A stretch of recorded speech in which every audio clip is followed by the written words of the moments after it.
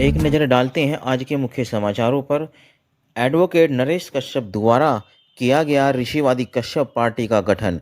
आइए जानते हैं पार्टी का गठन किन विचारधाराओं के साथ किया गया और पार्टी क्या-क्या उद्देश्य है और किन-किन जिलों में लोकसभा चुनाव लड़ेगी ऋषिवादी कश्यप पार्टी।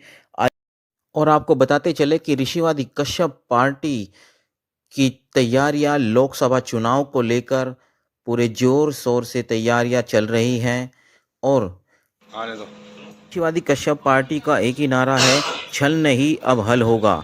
आइए जानते हैं ऋषिवादी कश्यप पार्टी के राष्ट्रीय उपाध्यक्ष राजेश तोरैया जी से।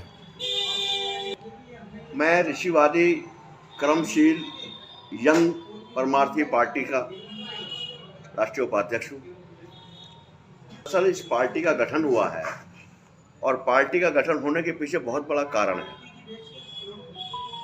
आज़ादी को 76 साल हो गए।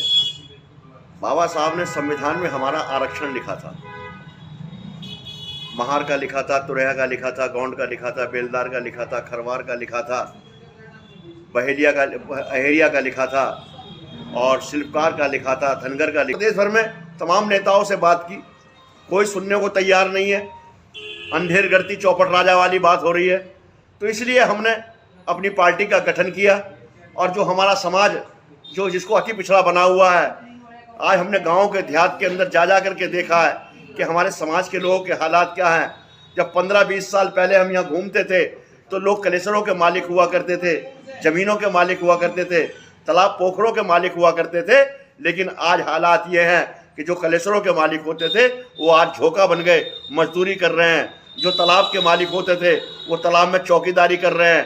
जो लोग ज़मीनों के मालिक होते थे उनकी ज़मीन छीन करके दूसरे लोगों ने कब्जा ली गई और वो लोग आज बेकारी और मजदूरी कर रहे हैं। आज के लोग हों जिन्हें पाल गडरिया कहते हैं, इनके सभी पुरखों ने इस देश पर राज किया है। और दुर्भाग्यपूर्ण स्थिति ये रही कि आज के दिन के अंदर जितनी पिछड़ी जातियां हैं, अति पिछड़ी जातियां हैं, अनुसूचित जातियां हैं, सबके पुरखों ने राज किया है। आज उन्हीं को दलित और पिछड़ा कहकर के पुकारा जा रहा है जिनके पुरखों ने देश में राज किया है। तो इस मुद्दे को लेकर के हमने पार्टी बनाई है और 26 तारीख को हम कार्यक्रम करने जा रहे हैं मुजफ्फरनगर के अंदर। और वो कार्यक्रम में हम लोग अपने लोगों को बुलाएंगे, दूसरे लोगों को भी आए। सुहेल देव भारतीय जनता पार्टी बनाई, पार्टी बनी हमारे, ऐसा नहीं है। लेकिन उन लोगों की जो सोच, जो मानसिकता, वो पश्चिमी उत्तर प्रदेश की तरफ बिल्कुल नहीं है। वो पश्चिमी उत्तर प्रदेश के लोगों को केवल धोखा देना जानते हैं। अब देखिए, निषाद पार्टी को भारतीय जनता पार्टी ने 16 सीट दी। 16 सीट लेने के बाद 11 वर्ष निषाद पार्टी जीत गई, लेकिन बेईमान ने पश्चिमी उत्तर प्रदेश में एक भी सीट कश्यप समाज को नहीं दी। इसी प्रकार माने राजभर जी, ओम प्रकाश राजभर जी ने पार्टी बनाई। राजभर जी ने जय सुहेल देव का नारा लगाया, वो भी पश्चिमी उत्तर प्रदेश के अंदर घूमे। पश्चिमी उत्तर प्रदेश के लोगों ने मालाएं पहनाई, नोटों की माला पहनाई, उनके कार्यक्रम किए। लेकिन जब टिकट का नंबर आया तो वो भी टिकट उन्होंने पूर्व के लोगों को बांट दिए, पश्चिम के व्यक्तियों को किसी को एक टिकट नहीं दिया। पार्टी बनी हमारे लोगों में। दूसरी चीज, पार्टी बनती है नारे से और विचारधारा से।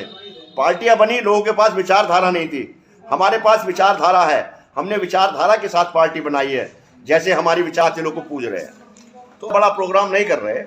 हमने जो परमिशन मांगी है 300 प्लस की मांगी है, लोग अच्छा बुला रहे हैं।